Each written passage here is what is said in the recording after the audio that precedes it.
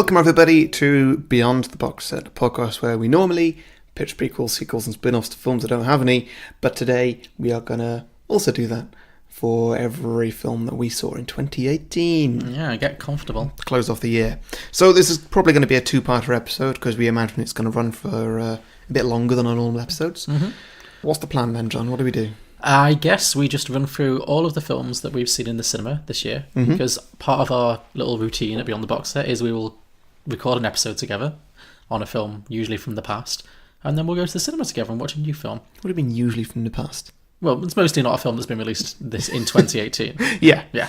And if you are a follower of our Patreon, then you will already have heard all of these films, mostly, have been reviewed on our bonus show, Beyond the Box Set, where we do proper, full-length reviews of movies we've seen in the cinema. So if you are not a patron already, get on that. Maybe this will be a taster for you to get on board with our special extra show, which is usually a lot of fun to do. So that's patreon.com/beyondtheboxset. That's where you can find that. Yes. You can donate as much or as little as you like to get access to those shows. But what we're going to do today is sort of quick reviews. Very quickly run through the films we've seen at the cinema this year, how we felt about them, and then maybe pitch like a quick quick 1 line, 2 line sequel. Yeah. And just reminisce on whether we think this has been a good year in cinema or not. Yeah. Okay, so I have the list. Go through the journey that was this year in film. So I have the list in front of me. We're going to go chronologically, but I've also, at the end of every episode of Beyond the Box Set, our bonus show, we mark each film out of 10. And I have tabulated all of the results of all the films we've seen in 2018 and ranked them according to average. So I can also look back on what the scores we gave at the time, and we can decide whether or not we ranked them too high, too low, or whether we stand by it. Sure. Shall we begin? Better had. Okay. So, the first film we saw in 2018 together was Molly's Game. Oh, yeah. Remember Molly's Game? Yeah. Remember that film? Yeah, that was a long time ago. But it was a year ago. A year ago? Yeah. I remember that one. That was a good one. I enjoyed that one. A lot of people didn't like this film. Do a lot of people just not like Aaron Sorkin films in general? I think that's it. I think it's a very divisive way of doing films. Yes. So this was Aaron Sorkin directing Jessica Chastain in a real life, I believe, story about a woman who was a professional skier and then turned to a life of gambling. She was a professional poker hostess. Yeah, she wasn't gambling herself. No, she was hosting high stakes poker matches, and then got sucked into kind of the gambling underworld, I guess. And yeah, I like a casino movie. I think that's why I enjoyed this one a lot. Yes, and I think Aaron Sorkin was the perfect writer for this. Absolutely. It was very talky, but that was good because I don't know how to play poker. So the constant voiceover... I remember they did sort of introduce you to poker and explain what needed explaining very well. Yes, they did. Which, the film would have been quite bad with that. Okay, so what sequel idea could you give to this film? Oh, God. So... maybe she... I can't remember how it ended, to be honest. I also don't remember. No, that doesn't help.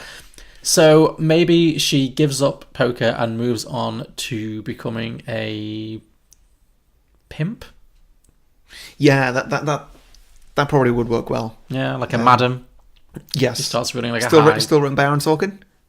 Yeah. Maybe she's like really over explaining in voiceover just how different sex acts work, Yeah, sure. So fisting involves yes, you've got this amount of lube, and sometimes accidents happen, and then I would like Jessica Chastain very seriously and dramatically explaining lots of weird sex stuff. Yes, I'd like in Aaron Sorkin kind of tones.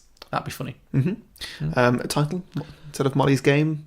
Molly's Shame. Molly's Shame. There it is. Yep. Like that movie Shame. Yeah. Sex addict. Yeah. Okay. Yeah. Yeah. Great. I like that. Good. So what do you think we gave that back in the day? Oh, I reckon an 8 probably. Yeah, you're right. We both gave it an 8. So that's how I feel about it. That's what these numbers are gonna be when I say them. I'll say how I feel about them now. Yeah. Cool. So after Molly's Game, the next film we saw was The Post. Oh God. That was a boring film. This was one of those. This was last year's. This is from last year's Oscar season. One of those films that comes out Oscar season that nobody will ever watch again after Oscar season.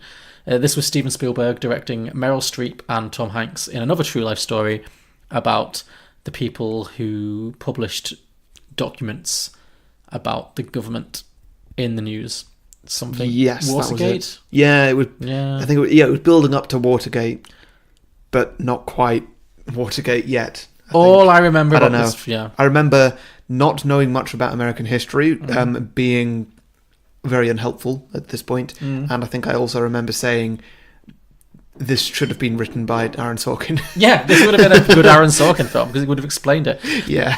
All I remember from this film is Meryl Streep's caftans. Mm-hmm. It's the only thing I remember, and her necklaces. Sure. All I remember is Meryl Streep walking out of a court at the end, and just loads of young women just trying to touch her as though she's Beyonce. Oh yes, there was that as well. Yeah. Yeah, this was boring. Yeah, this was not a good film. No. I reckon a 3. Mm-hmm. Let me have a look. So we gave this. Oh yeah, we both gave this a 4. Both gave it a 4. Yep. So this is in the bottom 10 of the films we've seen this year. It's not on the bottom. It's 6 from the bottom at the moment. Mm-hmm. Yeah, sure. Okay. We gave this film the exact same score that we gave to Venom. Great. Yeah. Lovely. Yeah. That's weird because this film was a lot worse than Venom. Yeah, it kind of was. I think we were too harsh on Venom. Venom was way more enjoyable than this. Yeah. Okay, yes. So, but sequel to make a sequel for this, I would. Oh, instead of staying in newspaper media, Meryl Streep and Tom Hanks move on to conquer the magazine world. Okay, like those trashy magazines that are like, celebrity has months to live, or celebrity's gained weight. Oh no, celebrity lost weight. Oh no, they've gained weight again. They've lost weight again. The horror. Like, Yeah, exactly.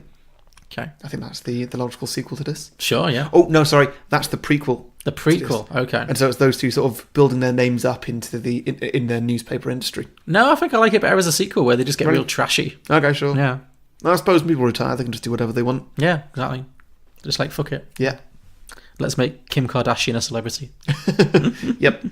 Okay, next up was Downsizing. This film I tried to watch again recently, and only got halfway through it. It's a great concept. That's all it's got going for it. Yeah, I would agree. I think we were too kind to this film. The more I think about it, the more I think this film was not very good. It was boring. It was way too long. I remember it being super long. Yes, it really was. It should have been a quick 90 minutes. Yeah. So this is Alexander Payne, director of Sideways and The Descendants and other things, directing Matt Damon as a man who is shrunk down to the size of I don't know, like 3 inches or something. Yeah. In order to basically, a lot smaller. yes, people. It posits a world in the near future where people can pay to be shrunk down and then to live lives of wealth because everything's worth more and they can consume less. And it was weird. Like that's a great concept. Like getting shrunk down to being tiny. Yeah. And then like how would that affect your life? For money and for security or whatever. But then the film kind of ignored that. It kind of once he got shrunk down, it became this weird thing about environmentalism, and there was a plot line with a Vietnamese actress with a leg injury or something, and it was just it felt like it really squandered its concept. Yeah. Yes, it got through its concept in the first 30 minutes. Basically, and then all the jokes were done. Yeah. All the jokes were in the trailer, plus some that got cut from the film. Yeah, that's it. This film wasn't funny. Yeah. It didn't know what it wanted to be. It wasn't comedy. It could have been a serious. great comedy. Yeah. And it just wasn't. Kristen Wiig's in the first 10 minutes and then she's gone. And Yeah. then, actually, probably the first half hour because this film went on for fucking ever. Yeah, true. You've got Christoph Waltz as well. Yeah. He was the best thing in this movie. He was the best thing in the film. I remember that being, distinctly, him definitely being a standout. Yeah. So, This was really at the peak of Matt Damon being just like, oh, he's over for now. Like the world needs a break from Matt Damon. He's making terrible choices. Yeah. We'll get some more of those. I think the sequel for this is Upsizing. Okay, yeah. I think you said this at the time. Did I? Okay, so it's set a few hundred years later, and they've essentially forgotten what it was like to be big, and so now they're essentially sick of being small when there's so many predators out there. Yeah. Like mosquitoes are pretty much the same size as you. Yeah, that's the thing the film never really addressed. No, it didn't. It never had the dangers of being small. Like you could get trodden on. Yeah, like insects. Exactly. Yeah. So to try and combat, or to try and become the predators again instead of the prey, the human race decided to make itself bigger. And in doing so, suddenly the world is vastly overpopulated, and the resources that are available are not great. Everybody's living in just these very old, very poorly kept cities because they've just been abandoned for 300 years. Oh, or of whatever. course, yeah. Adventures ensue. I don't know. Okay, that could work. I've just remembered about this film that it had a large plot point was that everyone has to be like shaved and. Oh yeah. Do you remember that? We saw a lot of Matt Damon's bum in this film. You did. And More than was necessary. He's way past it. No, we didn't need that at all. No. It was upsetting. But I do remember because the whole thing was you have to be fully shaved and you have to have like a colonic irrigation to get all the poo out of you because if you otherwise this is a thing that this film talked about. Because otherwise, if you get shrunk, then your hair follicles apparently don't shrink with you, and your shit doesn't shrink. Apparently, I imagine it's just any sort of dead tissue. Yeah. That's on your body doesn't shrink. Yeah. So things like teeth, fingernails. That was it. They have to pull all your teeth out. Yeah. Yeah. So they have all this stuff, and they spend a lot of time on that in this film. And then at the end of this film, in what could have been great comedy. Yes, exactly, but it's not. It's just Pooh is always funny. Yeah, but they just made it boring. Yeah. Yeah. But then at the end of the film, there's people riding tiny horses, and I remember thinking, did they shave those horses? Did they take pull the teeth out of all those horses? Take all the poo out. Did they give horses a colonic irrigation? Yeah. That's a scene I want to see. Yeah. Is it? Well, no. Really? That's my sequel. Okay. It's just horse poo, the movie. Like the hooves. They'd have to take the hooves off because they're just, Yeah. Yes. Also, are bones not dead tissue? No. Okay. I don't think. I'm pretty sure they're not. Hooves are bones. Pardon? Hooves are bones, right? Yeah. Maybe. But teeth are bone. I really don't know. I don't think teeth are bone. Are they not? No, I'm not sure. I don't know. I don't know anything. Okay, I'm not a biologist.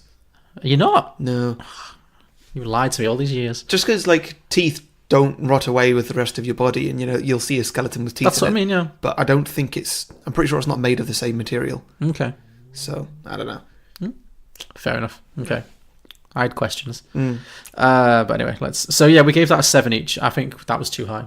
I'd probably give this film about a 5 on reflection. Maybe lower. Yeah, probably 5.5, 5 maybe. Yeah, 4 or 5 I think is more realistic. Okay, so next up, another hangover from Oscar season last year. 3 Billboards outside Ebbing, Missouri. This was really good.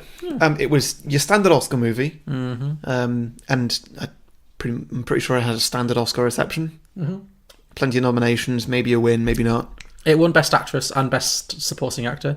Okay. Frances McDormand and Sam Rockwell both won Oscars. Yeah, that's pretty good. Yeah. And the film was pretty good. Yeah. Don't really know what to say. I remember coming out of the cinema, having watched it, being like, I don't know, man. I'm not sure. But it's one that stayed with me. And it's one that I've gone back to. It's a thinker, isn't it? It is. And yeah, I think it's because it wasn't what I thought it was going to be, that I was resistant to it. But this is one I actually have gone back and watched again. Same. And I've decided I actually really like this film. Yeah, me too. Yeah. I would happily watch this again, even though it's not a happy movie. No, it's not. But not at all. But I would very much like to watch this for a third time. Yeah, this is a film I think that where the quality of the acting elevates it so easily. Much. Yeah, it has 3 really good performances. It's Frances McDormand. So if you've not seen 3 Billboards, Frances McDormand plays a mother of a young girl who was raped and murdered, and the police have not found the killer, and they have kind of dropped the case a little bit. So she hires out 3 billboards in her local town and basically uses them to shame the local police force. Yeah, headed by Woody Harrelson, also with Sam Rockwell. He's another officer, to shame them into reopening and continuing the case. And then it's her conflict with them, basically. And yeah, all 3 fantastic actors.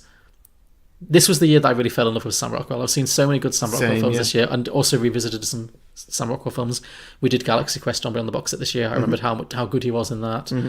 We did The Way Back on Beyond the Box Sets again. So yeah, this was the year I really realised Sam Rockwell is great. Yeah. And yeah, I've always liked Frances McDormand and Woody Harrelson as well, obviously. Yeah. Well, what do you do for a sequel to this then? Oh man, tough. It really is. Well, because it kind of finishes. Are we spoiling these films? I don't know. I think we should. Oh, well, actually, if we're pitching sequels, we have to. Yeah, we have to. Yeah. So yeah, this finishes with the 2 of them driving off into the sunset to go and hunt down the person that they... No, it's not even the person that they think is guilty of this. It's just the person who they know is guilty of some other crime. Yeah. And they're just going to go and kill this person. Yeah, I mean, the plot was weird. It was, yeah. But basically, they find out that Sam Rockwell finds a guy in a bar bragging about raping and murdering someone who is not Frances McDormand's daughter. Yeah. So they're like, well, I'm sorry, it's not the guy who killed your daughter, but he killed someone, so let's go drive and kill him. Yeah. And that's where the film ends. That's your sequel right there. Not that one occurrence, but just everything. Like they get a liking for it. They become like vigilantes. Yes. Yeah, totally. Yeah. That'd be great. Yes, absolutely. Mm-hmm. 3 murders literally outside Ebbing was it? Yep. Okay, I like it. Okay, next film. Oh wait. Rating What do you think we gave 3 Billboards at the time? 8. 8. I will tell you that you gave it an 8. I gave it a 7. Okay. In retrospect, I would also up it to an 8. So, yeah. So I had an average of 7.5. Yeah. Which is also what we gave to Deadpool 2 and Bohemian Rhapsody. Okay. Yep. I'm happy with that. Yeah, well, we'll get to it when we get to it. Okay, next up, a big one from this year, a kind of a hangover from last year, but we saw it this year, The Greatest Showman. Oh. I'm not a fan of this. This has been such a huge... Well, the soundtrack for this film has been so huge this year. Mm-hmm. And all the songs have been huge hits. Mm-hmm. It's been huge with young people, kids. Huge with your neighbour. My neighbour, who plays that one song over and over again. My friend's daughter loves the musical from this, loves all the songs. Yeah, I feel like the soundtrack of this is done so well, but I can't remember a lot about the film itself. I remember that the plot was just really not in... It didn't spend time on the interesting things. No. Because it gave you the interesting characters, which are the people who become the circus people. Yes. Where everybody's different. They've all come from kind of minority backgrounds of some sort. Mm-hmm. All different minority backgrounds, and they're all coming together and just being this amazing show.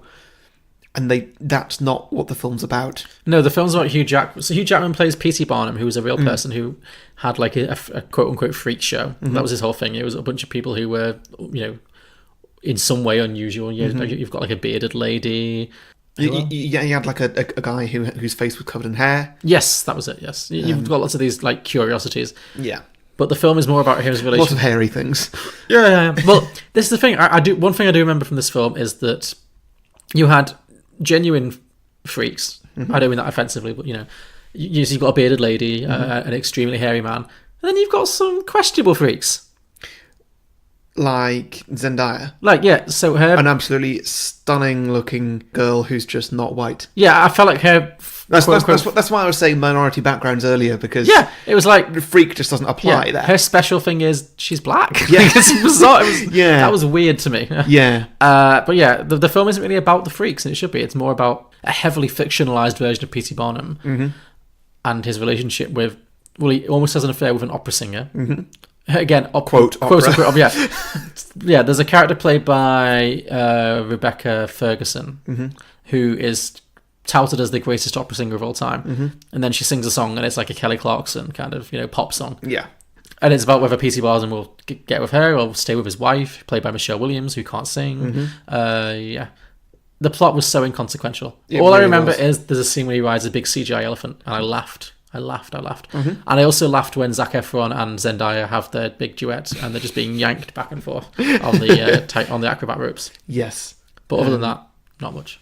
No, yeah. The film, I imagine, appeals quite a lot to any fan of Disney musicals. Yeah. Largely because it's got 2 quite big Disney musical stars. Yes. This film was not for me. Not even slightly. To make a sequel of it, I guess it'd be P.T. Barnum doing something else. Oh God, I don't know what though. I'd like to see a film that was just rather than a sequel. I'd like to see a film about the real P.T. Barnum, who by all accounts was a big bastard, like a terrible human being who exploited all these like vulnerable people. Or a film that was just tells the story of the freaks, like properly, like gives them a story. Yeah, I want the bearded lady movie. Orange is the New Black, but with these people. Yes, I like that. Yeah, maybe after the circus burns down. Remember when the circus burnt down? Yes, yeah. In real life, all those animals died. Sure, it was very sad. He had whales. What? He had whales and they died. Whales? Oh my God. I mean, they must have had the most horrible life. They must have just been in like these tiny little tanks. They probably wished for death. Yeah. But yeah, he had whales that died in a fire. Bloody hell. That was not in this film. No. So yeah, a darker version of this film that puts more focus on the freaks is what I would say for this. Yep, I like it. What do you think you gave it at the time? I reckon I gave it a 5 at the time. Okay. I mean now it's less. It's a 3. It's even wow, a 3. You really hated it. Yeah. Much. Is it because it's been so popular? Yeah, It's yeah. It's not gone away. You've had no chance of feeling good things about it. Correct. Well, I can tell you that we gave this film. I think I can tell you. Where is it? Did I put it on the list? I thought you had these things in order. I thought I did too. Okay, that one seems to have slipped the nest a little bit. So apparently I gave it a 6. Mm-hmm. Do you think you gave it a 5? I do not know. Probably. Okay, well, let's say you did. Mm-hmm. Has anything else had a 6 and a 5? Okay, so that puts it on a par with Ocean's 8. Okay. Yeah. Cool. Sure. Which we'll get to. Great. Next up, here's another hangover from last year's Oscars. Phantom Thread. Oh, I remember this time of the year. It was a tough time of year because every film was shit. Did you have a bad Oscar season this year? I think I did. I think I did. Yeah. What one again? What was Shape of Water, wasn't it? Yeah, that one, yeah. Well, I'm sure we'll get to that. Yeah. Phantom Thread, super boring. I was not even slightly interested in this film at any point beforehand, during, afterwards. I only watched it because it got nominated for Best Picture somehow. Yeah. And it clearly only got nominated for Best Picture because Daniel Day-Lewis was in it. If it was anybody else, would it have got a Best Picture nomination? Probably not. Yeah. I don't know. I like this. Did you? I kind of did. What did you like about it? What was likeable about this film? I Other than the twist at the end, which turns out Daniel Day-Lewis is into sex. He's into sex. He's into sex. Yes. That rare fetish. He's into sex. Well, yeah, I liked this film because it was weird and kinky. Mm-hmm. I don't know. It only got kinky in the last 10 minutes. I felt like it was building to something. It was building a bit of a romance, and then it was just suddenly just like, oh, and now he likes being tied up. Yeah. I don't know. I could sense that there was some weird shit going on, and I enjoyed it. Mm-hmm. So this is Paul Thomas Anderson, director of Magnolia and Boogie Nights, both great films. I don't think you've seen either. Directing Daniel Day-Lewis as a dressmaker, like a fashion guy. Yeah. Who is incredibly... Well, that was the other thing that was weird, because he seemed super gay, but he was not, in fact, gay. So he takes on an assistant / model, played by an actress called Vicky Krieps, or Creeps. Yeah. And they get into a relationship, but he's incredibly neurotic and demanding, and he's not a very good boyfriend at all. And she kind of puts up with a lot of shit from him. And then at the end of the film, it turns out she's been poisoning him the whole time, but he's into it because he really likes all that kinky shit. Yes. It was weird. Yes. I liked how weird it was. Sure. I don't know. It was slow. If it wasn't so slow, I would have probably been quite into it. Yeah. Because, I like a good twist. Yeah. And, this had it. But it's just that it was so dull. I don't know, because it was so slow, and it was almost like a Pride and Prejudice style kind of, because it was, it's like a costume drama. So it did have that level of, that baseline of boring, but also there was just something weird, and I was like, there's something's going to happen, I can tell. It's building into something, and then it did, and I was like, I kind of like that. I don't know, I just liked it. Sure. Yeah. Okay, well, what would a sequel of this look like? Oh, I don't know, maybe she accidentally kills him. Yes, and then what? So she move on to covers up the crime quite quickly and moves past it, moves on to someone else. Yes.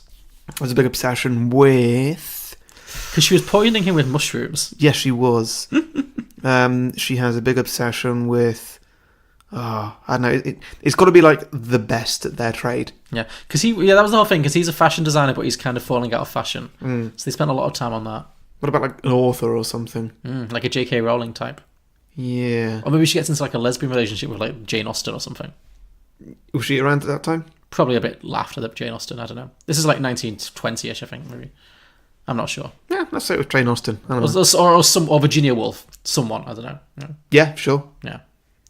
Remember the scene in this film where he seduces her by eating a giant full English? It was so odd. Yes. He orders like an absurdly large full English breakfast. Yes, he does. He just keeps ordering more and more, yeah. While like not breaking eye contact. Yeah. 3 sausages. Yeah, exactly. It was like, I'll have 6 sausages and 8 rounds of bacon and all. It was like it was an absurd amount of food, and I was like, well, what is this? What's happening? Yeah. I like it. I'm interested. Because did he eat it all? I guess he did. It gets to a certain level where eating a lot of food is not sexy anymore. yeah, and then he's just like, "Ugh." Yeah, like I can see how eating can be sexy. It can be done sexily, but there's a limit. Man versus food has never been sexy. No, speak for yourself. Sure, whatever turns you on. Okay, well, I'm guessing that you rated this like probably an 8 or something. I reckon I gave it like a 4. Let me find out. That's how I feel about it now. Okay. Phantom Thread. No. You were kinder than that. I gave it a 6. Did I really give it? I think I'd up that to a 7. Okay. This film stayed with me. I thought about it a lot. You gave it a 5. Okay. Next up, another Oscar one. Call Me By Your Name. Again, fuck films. Fuck films. I mean, these are all. We're still in like January, February, so this is a lot of Yeah, we should be going quicker then. boring Oscar films. But this film was just so disappointing. I really wanted it to be building to something. Yeah. And it just didn't really. I couldn't get past the weirdness of the age difference of the actors. Yeah, that was a big problem I had as well. Armie Hammer was far too old for the role. Yeah, if it was a similar age cast, I would have been a lot more into this film. Sure. Not that this is my kind of film. I'm not really there for big romance things. Sure. I love a romance in a movie, but if the movie's about the romance, Not so much. Yeah. yeah, don't really know what else to say about that. No. It wasn't that interesting. There weren't that many major plot points. It built up a little bit to the two of them finally sleeping together. Yeah. And yeah, it kind of did that, but then that happened halfway through the film, and then from then it was just not really much. No. An emotional conversation with his dad at one point. That was a high point. That was a high point. Yeah. He fucks a peach. Oh, fucking hell, forgot that. How could you forget that? That's the infamous thing about this film. Very true. That felt out of place. Looking back on it now. No, I disagree. Do you? No, because it's all about Timothée Chalamet. So this is Timothée Chalamet and Armie Hammer play Timothée Chalamet is like a young man, a young boy in Italy in the 80s who's kind of coming to terms with his sexuality. I think he's bisexual. He has a girlfriend. He seems to enjoy sex with women. But then Armie Hammer turns up and he totally fancies Armie Hammer, and he doesn't know how to deal with these emotions. He doesn't know how to process it. And at some point he has sex with a peach. Or he wanks, he puts a peach on his dick, basically. Yes. And comes into it. Yes. Then Armie Hammer threatens to eat the peach. Then there's some tears, and then there's some sex. There's lots of weird half blowjobs, which is confusing. Yeah. Then they do have sex. Then Armie Hammer goes away, and then it's the end of the film. I think the peach scene was. I don't want to say realistic in the sense that everyone's fucked a peach, but it was true to the character being like kind of kinky and sexually frustrated, and I guess, yeah, fine. I reckon for a sequel to this one, it's difficult because I feel like they shut the book on those two actually getting together again. Yeah, because at the end of Armie Hammer marries a woman, does he? Okay. And then Timothée Chalamet cries into the fireplace. Yeah. Okay, well, I reckon it's just Timothée Chalamet trying to find love with somebody else, and he struggles most of the time, and it's just generally a pretty unhappy movie. Sounds great. Yeah. Then he meets up with Armie Hammer again. Okay. The film builds up to where those two are finally going to get back together or something, and then at the last minute, Timothée Chalamet realizes he doesn't want it, and then decides that he's just happy by himself. Oh, he doesn't need anyone. He doesn't need a man. No. Okay. Could work. So, I have a sequel idea for this one. So, at some point, this sounds pre-prepared. No, it's actually just come to me. Okay. I'm very happy with it. Earlier this year, you made me watch a terrible, terrible piece of shit called Sausage Party. Yes, I did. In which, foodstuffs. Oh, no. Oh, John. So it's the same film from the perspective of a peach. It's like, I have been chosen. Oh, only good things await me now. Oh, no! I mean, the peach will probably be into it, is the thing. Maybe, yeah. Actually, they were very sexed up in, yeah. Yes. Yeah, so maybe that peach gets a good answer. Who's playing the peach? The peach should be played by...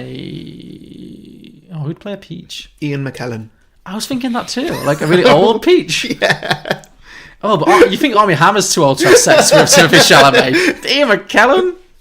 Oh, No. Daniel Day-Lewis? Tom Holland.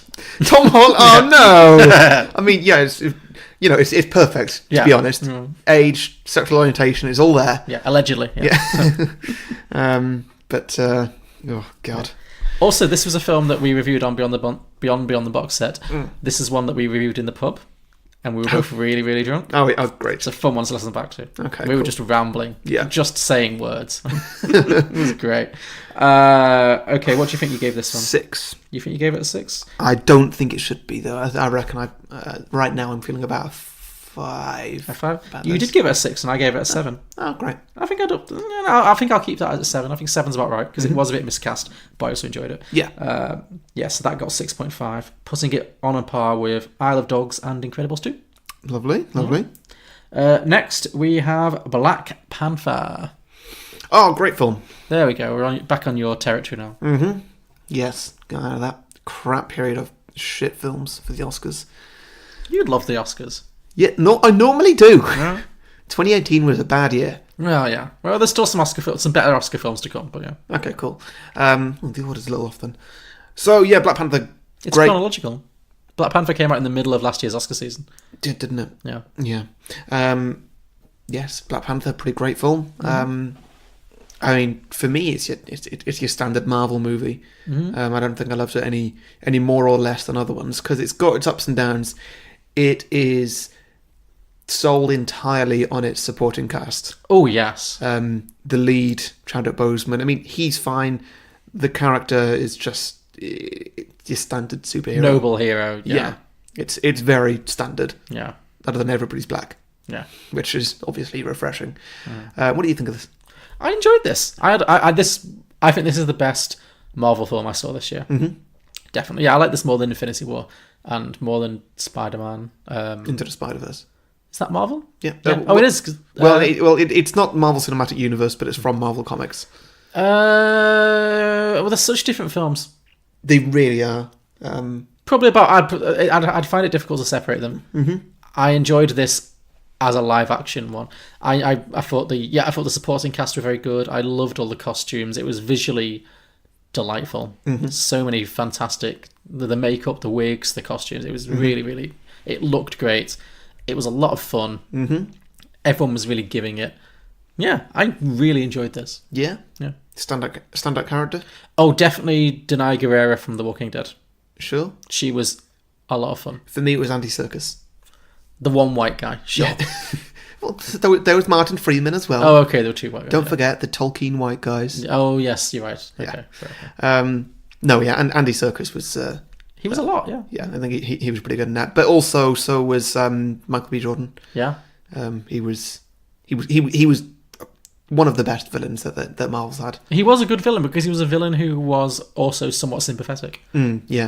Yeah, Marvel have started doing that now in their films, that you can start to see the villain's point of view. Yeah. As opposed to just somebody goes insane for for some random reason. Yeah. Which is what most Spider-Man villains do, for example. Sure. It's those aren't random reasons. They're general scientific experiments gone wrong. Mm-hmm. In every Spider-Man movie. Yes, every Spider-Man movie. Okay. Right. Yeah, this guy had a reason. He had a rationale. Yeah. Good villain. Mm-hmm. Sequel to this. I mean, there's going to be one. Well, yes. What would you hope for? I reckon that there's a fight for the throne, but Chadwick Boseman's character doesn't keep it. Okay. And deliberately doesn't keep it. Like he lets himself lose a fight, or what's the word when you give up a fight? Surrender? Yes. He surrenders a fight and surrenders the throne to somebody else, and that's not a bad thing. Mm-hmm. And that's generally where the film goes. Probably Denai Guerrera or something. Yeah, or his little sister, presumably. Don't really get the impression that she wants the throne at any point. No, ever. but maybe that would be interesting. Maybe it would. She has it thrust upon her, you know. Oh yeah, okay. So he actually dies. Yeah, always presumed dead. Okay, they're not going to kill Black Panther in Black Panther 2. They might. I doubt they'll kill him. Well, it could happen, and then they just have a different person in the role. It wouldn't be like killing Peter Parker and putting somebody else in the spider suit, even though that gets done in the comics, because Peter Parker is such a well-known character. Whereas, tell me his name. I don't know. I keep forgetting. T'Challa. T'Challa. Okay, T'Challa, yeah. Okay. But I think, yeah, so they could get a new character in that role. No, I like the idea of something happens and he is like missing, presumed dead. Mm-hmm. Well, so maybe Thanos snaps his fingers at the end of Infinity War, and he's then gone. Maybe when he inevitably rematerializes, it's not in Wakanda. It's somewhere else. And it's after whenever Black Panther 2 is set. So Black Panther 2 comes out. Is set after Infinity War, but before they fix the world. Yeah. That could be interesting. I think that's really interesting. Yeah, and maybe the sister has survived the finger snap. Did we see if she did or not? We didn't see. Okay, and she says she takes according the to the new Avengers trailer, she's missing as well. Oh, really? Okay. Yeah. Fine. Oh, that's a shit. Who's next in line after her? I don't think anybody is, but Denai Guerrero could just take it.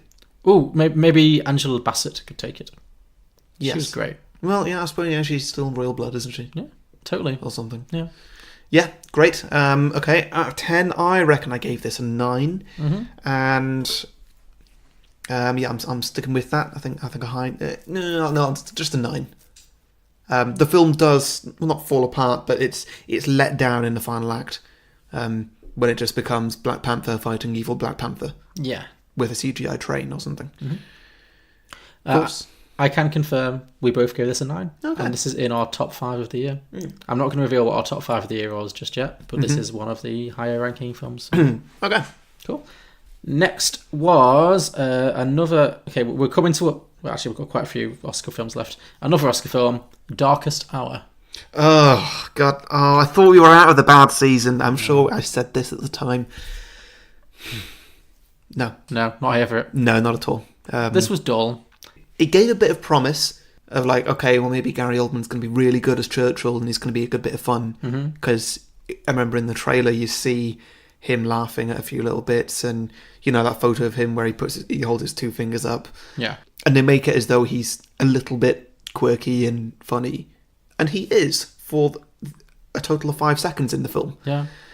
And then the rest of it's really, really boring and physically dark. Yes. Yeah, it was I remember watching this because I don't think that we watched it at the cinema.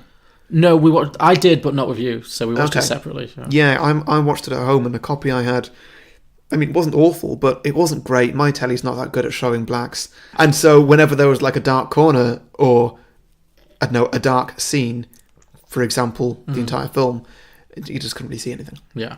And it was a genuine problem. No, I do remember, even in the cinema, I remember it being a very bleak and dreary looking film. Yeah, I reckon I rated a 4. Okay. And I would stick with that now. You did give Darkest Hour a 4. I gave it a 6. I would now downgrade that to a 5. Yep. I don't think I'll ever watch that film again. No, definitely That not. was a film that exists only in Oscar season. And, you know, Best Actor, Gary Oldman finally won an Oscar. Yeah, sure. But, yeah. He didn't deserve it for this. He deserved it for it was like many of his other roles. A total career Oscar. Yeah. Which is a shame. Next up is The Shape of Water, the best picture of last year according to the Oscars. Yeah, really good film. I had a lot of fun with this. I enjoyed it, I don't remember what I rated it. Probably like an 8 or something, I reckon. Maybe a 9. Yeah, this was a good, fun fantasy. Yeah. Again, really elevated by fantastic acting. Sally Hawkins was great. Octavia Spencer was really good. Richard Jenkins was in it. I love fantasy films. Michael Shannon was a great villain. He was a fantastic. This is one I've not rewatched, but I want to. I have rewatched it, and it absolutely holds up. Good. Yeah. No, I really enjoyed watching this film both times. Soundtrack was amazing. Did it win an Oscar for that? No, I don't think so. I think it just. I know it got nominated. Probably, yeah. But yeah, it was a really good film. Yeah, really good film. Yeah, this is one I really need to revisit. Sally Hawkins is a deaf woman who falls in love with a fish. A fishman, yes. A fishman, yeah. She works in a science facility, and they capture a human fish thing, and she falls in love with it, bonks it. Yep, and Michael Shannon wants to get it back for the sake of science, I guess. And he gets so mad and so evil, he rips off his own fingers at one point. I also remember that the sea creature eats a cat at one point. Oh yeah, which I enjoyed. and it wasn't a problem. I approved that. I approved that in a film. Yeah. It was Richard Jenkins' cat. Richard Jenkins' cat. Yeah, it was weird that he wasn't annoyed at all. No, He was just like, no, don't do that. Yeah. Don't eat my cat, please. I should rewatch that film. It's a good one. Yeah. 9, I think. I can reveal that you gave Shape of Water a... Oh, it's not really... Oh, no, yeah, we both gave it 9. Okay. Yeah, 2 9s, so that was a well-liked one. Yeah, lovely. For a sequel to this, The Shape of Earth. It's all about mole people. Interesting, okay. Mm-hmm. Yeah, I like that. Don't really know where else to go with that, but... Sure, yeah, you could do all the elements, the shape of water, the shape of earth, the shape of oxygen. Air, yeah. Air doesn't really have a shape, does it? I mean, no more than oxygen does. No, yeah. What's the other one? Earth. Oh, fire, the shape of fire. Oh, the shape of fire, yeah. That'd be good. The shape of clouds. There you go. There's air that has a shape. Oh, there you go, yeah, sure. Yeah. I think I like the shape of fire. The shape of fire does sound pretty good. Yeah. I don't know how the sex would work. No. Same with air. What happened there? You could do air pressure, I guess. Yeah. How would that work? I'm essentially just imagining Sally Hawkins and the Michelin Man getting together. That's a film. Yeah. Sure. Yeah. 100%. Yep. Next up is Coco. Oh, yeah. Yeah, we saw this one in Edinburgh together. Mm-hmm. Yeah, this is a pretty good film. A nice standard Pixar animation with some good, fresh new ideas. This was lovely. I really liked this. I like most Pixar films, but I thought this was so sweet, and I loved the soundtrack. It had really nice. Best original song as well. It did. I was really happy it did. Yeah. Yeah, I was happy with it too, but I remember the Oscars performance was just awful. All of them were really awful. I think there was some problems with the sound, because This Is Me was terrible as well. Was it? It was this versus This Is Me from Greatest Showman. This is Me isn't that great a song. It's a very popular song. It's quite easy to, I'm sure, it's quite easy to get that wrong though, because there's just a lot of screaming in it. And screaming you need to do right, because if you do it wrong, it's just terrible. Yeah, and she was very off key. Yeah. Yeah, I think there must have been some kind of sound issue with the Oscars that year, because nobody sang well. But, well, I guess they were concentrating more on getting the envelopes right. Yes, exactly, yes. But yeah, this was really nice. This was classic Pixar. It was really So it's a story of a little boy growing up in Mexico? Yeah. Is it Mexico? Yeah. Okay. And it really goes... Basically, he goes into the underworld because it's all... His grandma is dying. Why does he go to the underworld? I don't remember. I absolutely adore this film, but I have only seen it the once, and I have forgotten a lot of it. I think the plot is pretty inconsequential. Yeah. But for reasons, he goes to the underworld, meets his deceased relatives, sings some very nice songs, and then it's all a nice thing about how it's basically about introducing young people to the concept of death and helping them to understand it and make sense of it. Yeah, and it's lovely, and it's also really great to see a film that's very much embedded in Latin American culture, Mexican culture in particular, and yeah, it's Pixar and it's nice. Yeah, it was very nice. Yeah, yes, it really was, and that's all you can really say about it. For a sequel, what have you got? Nothing. So, if you travel to the underworld in the first film, maybe in the next film, where's this go after the underworld? I don't know. Well, maybe somebody else in his family dies or something, and they need to... Oh, I don't know. Maybe the underworld comes to hit. Maybe the dead rise. Okay, sure. Maybe there's a zombie apocalypse. Sure. And then the dead are on this earth. Sure. But they're nice zombies. Okay, great. Can we get a Michael Jackson zombie there? Of course. 100%. Somehow. So I guess the spirit of Michael Jackson has come back. Why Michael Jackson? To perform Thriller. Oh, sure, yeah. Okay. Surely that writes itself. Loads of musicians come back. Oh, yeah, because this film had such good music. Maybe... The next one's just a bunch of famous dead celebrities. So you've got MJ, you've got Elvis. Elvis is a good one, actually, because that fits a little bit with this kind of genre that they had in this film. Sure, they had a lot of guitar music. Yeah. So. And Anna, George Michael. Who else is dead? What, Amy Winehouse? Yep, there we go. Yeah. Whitney? Yeah. Who else will be good? Are you just asking me to just name dead singers now? Kurt Cobain? I don't really know where I'm going with this. No. Fine. Just get a bunch of impersonators, yeah. Yeah, maybe for some kind of competition or song contest sort of thing. Okay. Oh yeah, like a dead celebrity X Factor or something. No, I can get on board with that. Yeah. Cool. So that was Coco. What do you think you gave that out of 10? I reckon probably a 9. I'm going to have to take your word for it because for some reason it's not on the list. Don't know why. I mean, you've really gone above and beyond. I really thought I had it all. with the actual concept, but the execution is only execution's poor. Sorry. Yeah. Well, I know that I gave Coco a 9. I'm guessing you probably did as well. Yeah. Okay. So cool. Cool. Next up, Ladybird. This one was just above the line of boringness that most of the Oscars had. Okay. It was all right. It was a little quirky. Saoirse Ronan doesn't help this film for me, but that is just me. I'm aware. I have watched this film again. Oh, you did watch it twice. Okay. I think so. I'm not sure if it deserved a Best Picture nomination, but I don't know why I'm saying that. There wasn't really any reason for it not to. Yeah. It just didn't feel like, oh my god, this film's amazing. I guess it wasn't really an event film.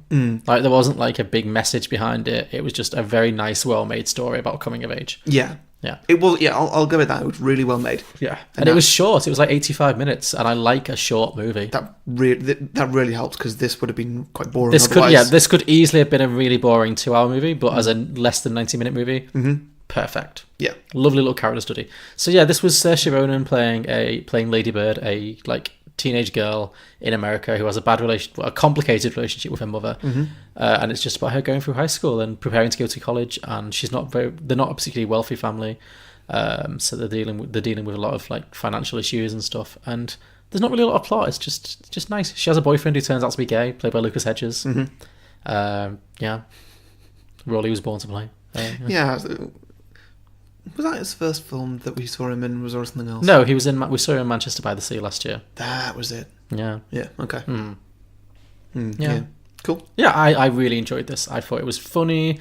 I thought it was incredibly well acted. I thought the chemistry between her and Laurie Metcalf, who played her mother, was just superb. They had such good chemistry, like parent-child chemistry. It felt like such a real relationship. It was really good. I loved this. Sequel ideas, Ladybird, the college years. I guess that's what you have to do, isn't it? Yeah. Maybe she accidentally gets pregnant and has to move back home, and her mum's like, I can't believe you ruined your life, and then that's a whole thing. I reckon that also, maybe off screen before the film starts, her dad dies. Oh, okay, because I can't even remember what her dad's character was. He really wasn't a major character. He was just in the background, yeah. I think he was suffering from depression. Was he? I think. I'm not sure. Who played the dad? Nobody. It really wasn't that interesting. No, it wasn't. No, not that interesting. It was not important to the plot they wrote. Sure. Okay. I have no memory of this whatsoever. Just trying to remember what actually happened. I mean, obviously the relationship was all about her and her mother, and yes, not so much about her and her dad. But yeah, he was struggling with a lot of things. Okay. So yes, for some reason he's now passed away. Okay. And the mother is really struggling with that. But Ladybird's not quite there for her as she should be because she's going through college and, getting pregnant or something. Sure. Yeah.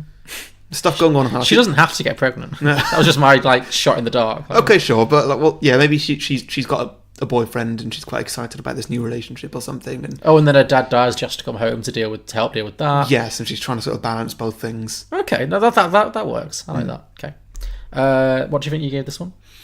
I reckon I probably gave it a 7, I think. You actually gave it an 8. Did I? Yeah, you were very kind to this. I gave it a 9. Okay, next is the last film from Oscar season 2017. 2018. Thank you. 2017-18, yes. Well, the Oscar ceremony that took place this year. Yeah. But the last Oscar film from that period is I, Tonya. Oh, yeah. This was all right. Was this film a little bit long? I feel like it was a little bit long. Yeah. I don't remember fully because it was the start of the year. Yeah. But I remember enjoying a lot of this. Margot Robbie was great. Yes. Her mother was great. But I do remember being bored at times. I feel like this was the Margot Robbie can really act film. Yeah. Because she'd obviously just been in Suicide Squad. Not that she was the reason that film was bad, but This was like her redemption film. It was like, oh look, she's really talented. So yes, Margot Robbie plays Tonya Harding, the real life ice skating champion, whose career was ended in scandal when she was implicated in a conspiracy to mutilate her closest skating rival, Nancy Kerrigan. Her boyfriend, husband, fiance, I forget. I think husband. Her husband's friend basically kneecapped Nancy Kerrigan and injured her quite badly. And then they were all caught up in it. And Tonya Harding denies any knowledge of being a part of that conspiracy. Her ex-husband claims that she absolutely was involved, and this film kind of balances it out. It kind of never really tells you the truth. It very much relies on the unreliable narrator. So it has Margot Robbie as Tonya Harding saying, I had no idea, why would I ever want to do that? Yeah. But you kind of think, you're not telling the truth. Yeah. This was a real actor's film. Yes, it was. I feel like the story was quite inconsequential, but Margot Robbie was fantastic, and Alison Janney, who won an Oscar as the mother, was also fantastic. It was a very well acted.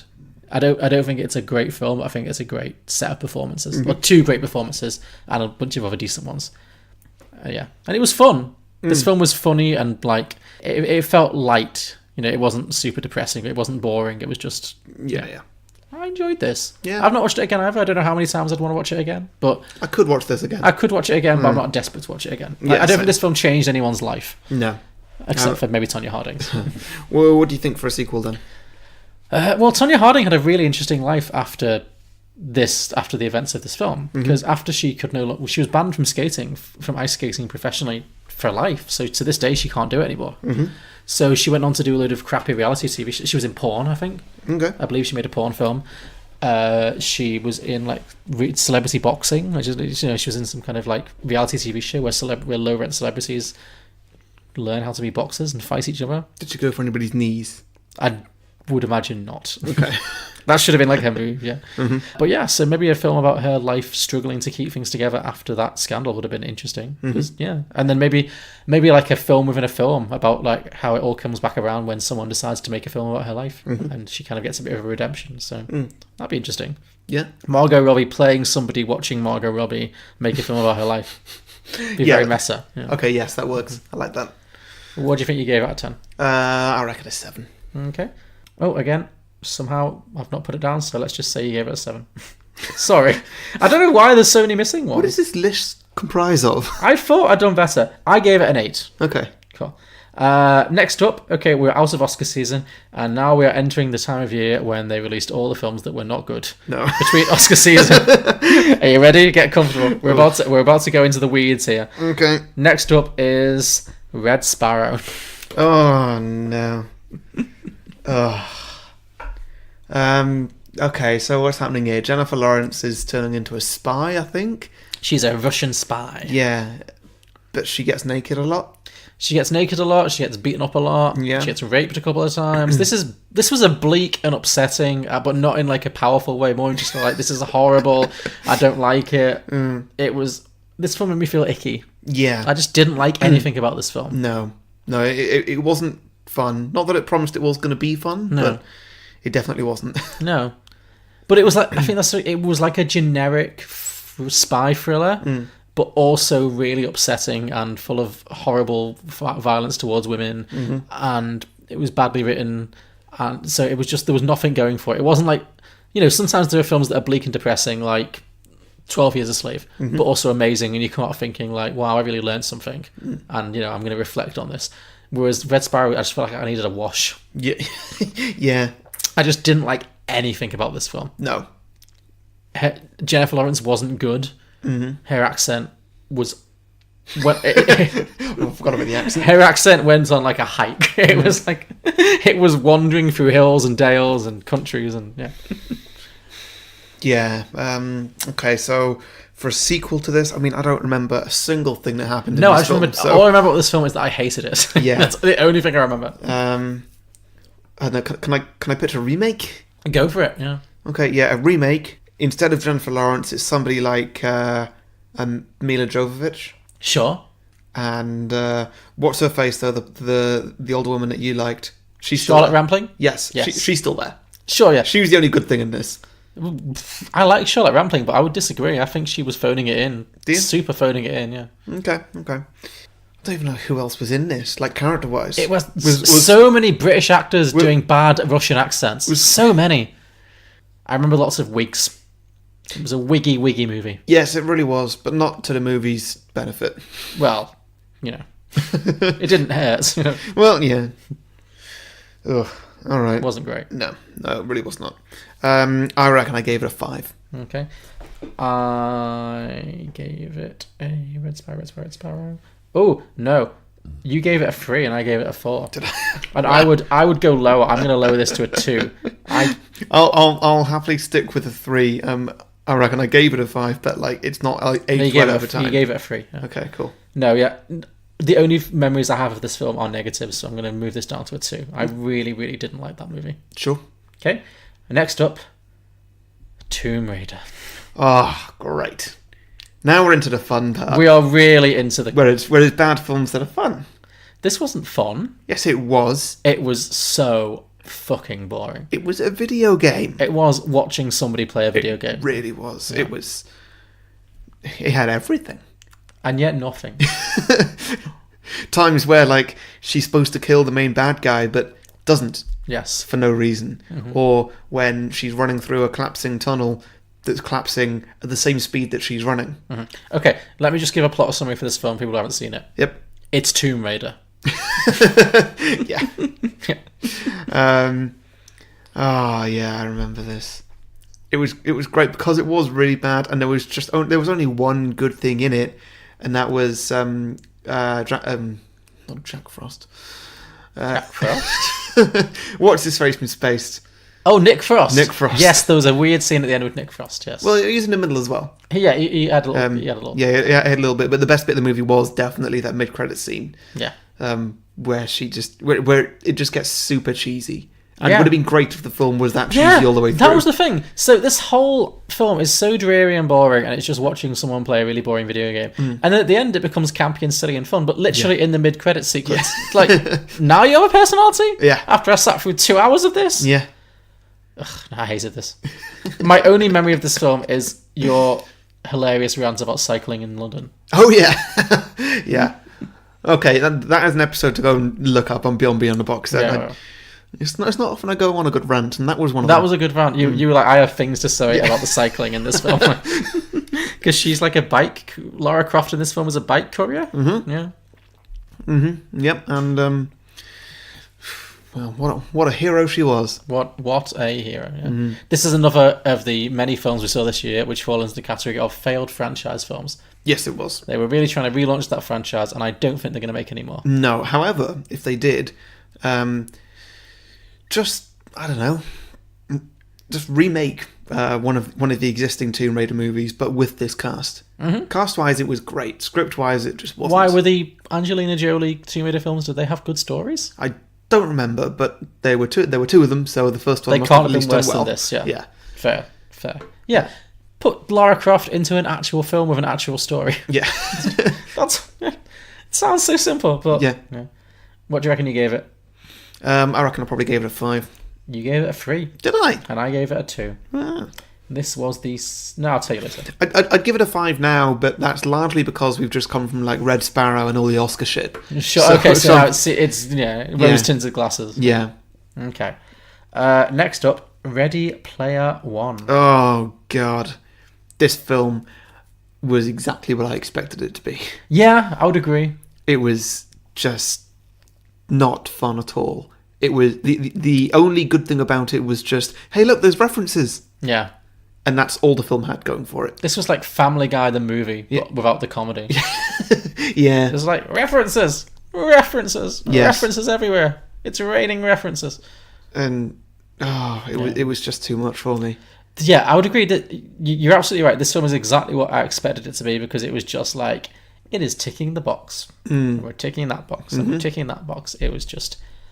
So, this is Steven Spielberg's film, based on a very famous novel, which I have not read, about, again, a post-apocalyptic future where, is it New York? City. No idea. Some city, in the future, where the young people... It's not really post-apocalyptic. Well, it's like a dystopian future, yeah. Like, Yeah. things haven't gone well. Things haven't gone massively well, but it's not like... No, the world hasn't ended. Yeah. It's just things are much harder. Yeah. Yeah, natural resources have run out. The cities are basically wastelands. And it's got a kid who basically... I don't want to know if the cities are wastelands or just everybody's living in shanty towns. Yeah, okay, yeah. It's basically, it's poverty shanty towns, yeah. Yeah. And all the young people are basically addicted to this online computer game where... It's a sort of virtual reality thing where you enter it like you enter the Matrix. Yes. And there are literal Easter eggs in there to find. Yeah. Set by Mark Rylance. That's who it was. It was Mark Rylance in a crazy wig. Yeah. That was a really crazy wig. Yeah, whoever finds all the Easter eggs becomes the owner of the game. Yeah, wins untold millions. Yeah. And full control of the game. Yes. And so some guy who's just your normal gamer. Yes. Who's, not really that good looking, and he's really good in the game, and he's really cheesy in the game as well. Does that thing that I mentioned in an episode we recorded today, where there's a romance going on, which includes a guy who does not really know how to talk to women, but just pesters them until they fall in love with him. Yeah. Which happens. Mm-hmm. Who does meet this woman who she doesn't want to show her face because she's horrifically scarred. Because she's so hideously ugly. But turns out that when she does show her face, really hot. she's super hot and just has a birthmark on her face, which tiny is like little birthmark. Yeah, which is quite a good sort of. It looks nice, and like people would probably do that with makeup or the occasional tattoo. Yeah. It was so annoying. It really was. I was so angry because she could have been a boy. The joke, there's another character. The joke really should have been, she's just some fat guy living in his mum's basement. Yeah, because that's what everybody says about when you meet somebody online. They could just be a fat guy living in their mum's basement. Yeah. So just make the joke. Yes. And they'll be like, I love you, fat guy living in your mum's basement. Yeah. We've connected. Yeah. It got to me there. Yeah. Well, it got to me everywhere, really. There was barely a single thing about this I liked. Ben Mendelsohn was doing his very standard Ben Mendelsohn villain. We've seen that a lot this year. Yeah. There's more films to come on this episode with Ben Mendelsohn. He does it so well. Yeah. He did it in Dark Knight Rises, did it in Rogue One. Yeah. He's done it in He's carved out a real countless niche films. And he does it well. He does, yeah. Undeniably so. Yeah. It's a very average, solid villain. Yeah.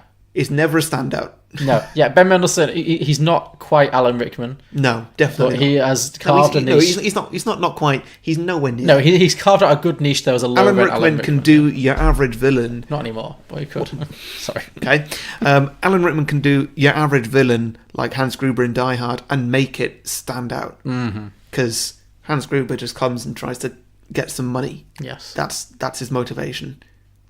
It's barely anything, but Alan Rickman does stealth roll so well. Ben Mendelsohn can just do anything just great, just fine. Yeah. And just be quite forgettable, but it's alright because it was still fine to watch. Totally, yes. Whereas the rest of the film was just a bit of a letdown, really. It was very Spielberg. I'll give it that. But not necessarily. It was B-movie Spielberg. What was the last truly great Spielberg movie? Bridge of Spies. I've not seen it. Was it that good? I don't know if it was that good or that great, but it was Spielberg when he's doing more serious things. Okay. Like not necessarily child-friendly things. He's got two speeds that he can do. Yeah. Well, he did The Post and Ready Player One this year, both of which I thought were really average. Yes. But The Post was like average for adults, and this was average for teenagers. Yes. Bridge of Spies I really enjoyed. Okay. I've only seen it once, though. Okay. It's been a long time since I've seen a Spielberg film that really blew me away. Okay, so what would you do for a sequel to Ready Player One? Ready Player 2? Is it going to happen? I feel like this film made money. I'm pretty sure it did, so I imagine that it is going to happen. Yeah. Not that it should. Mm-hmm. Do you think that the film left it open for sequels? Do you think kind of, because it ends with the main kid, getting the keys to the kingdom, right? So he becomes the owner of the company, the gaming company. Yeah, but it's kind of like he's won everything, and there's no threads left open, really. Yeah. Like they set a mission, they solved it. Sure. Pretty much. Whereas you compare it to something like Mortal Engines, which we'll get to, it's left open. Yeah. So, I don't know. What do you think this will get sequels? I feel like if it made enough money, they might just put one out there. But was there a sequel book? I think there was. I feel like there was a book, a follow-up book. I don't know. I don't know. What would you do? What would I do? Maybe the sequel is, so he's now in control of the company. Maybe he finds some other secret code that Mark Rylance's character has programmed in. Like, haha, there is another. I mean, I'm really just phoning this in. I don't know. Okay, so there's another villain who is like I guess it's now going to be the third biggest company in the world, because Ben Mendelsohn was the second biggest. Yeah.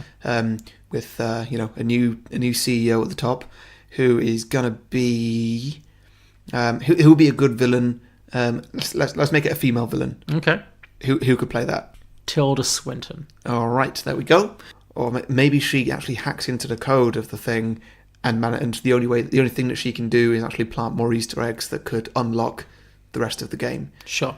So then it's Tilda Swinton against this guy, whatever the main character's name was. What do you think you gave that out of 10? I reckon I probably gave that a 6. You did, as did I. Hey. This was 6/6. Yeah. Mm-hmm. Okay, next was Love, Simon. Oh, great. That was nice, wasn't it? Yes, this was just a nice film. That's all. Yeah. All there really was to it, really. Good little teen romance. I remember you saying that it was quite refreshing to see a film about a gay man that's not about working out if he's gay or not. Yeah, it was nice because a lot of very good LGBT films, and also some really bad ones. It's always about how it's so hard to come out, it's so bad. It's like the worst thing you can tell people. And your parents are going to reject you, and your friends are going to be horrified, and it's so painful. It was nice to see a kid who was just like, yeah, I'm gay. Mm-hmm. Yeah, and then there was a lot of stuff about the parents like dealing with it, but it was the parents didn't reject him. Mm-hmm. It was just not. Yeah, this was a really nice film. Yeah, I was very happy to see this film, and I was really glad I came out of this film feeling really glad for people younger than me that this film exists. Mm-hmm. I think if I'd seen this film when I was like 17, or 15, it would have been nice. So yeah, this film made me happy. It's not a work of genius. It's very much a generic rom-com, very generic teen high school film, but it was just nice. It was just very nice. It was just nicely done, nicely acted. Yeah. What would you do for a sequel? I don't know. Simon, the college years. You're retreading ground there. I'm a bit, yeah. I don't know. What does he cross over with Ladybird? Maybe he runs into Ladybird. Yeah, they go to the same college. Yeah, maybe they become pals. Yeah. Yeah. I don't know. This film felt very self-contained. Sure. Yeah. Yeah. Okay. Yeah. So he goes to college, meets up with Ladybird. Maybe an older Timothée Chalamet is their professor or something. Well, Timothée Chalamet was in Ladybird. Was he? Oh, yes, he was. He was Ladybird. I was going to say just his character from Call You By My Name, which I guess was in the 70s? 80s. You could have someone playing like an adult version of that character.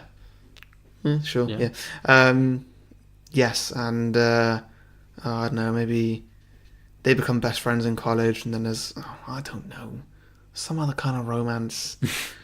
It's a kind of a closed plot. There's not it really really any is. further to go with it. Yeah. Right. Maybe it's Blue's story. Yes, that works well. Yeah, maybe it's like a sidequel where you see the same film but from the perspective of the mystery boyfriend. Yeah, called Blue. Yeah. I like that. Yeah. Did I say what I rated it? No. 8, 7, high 7. I don't know. You gave it a 9. Did I? Yeah, you really liked this one. Yeah. Yeah, cool.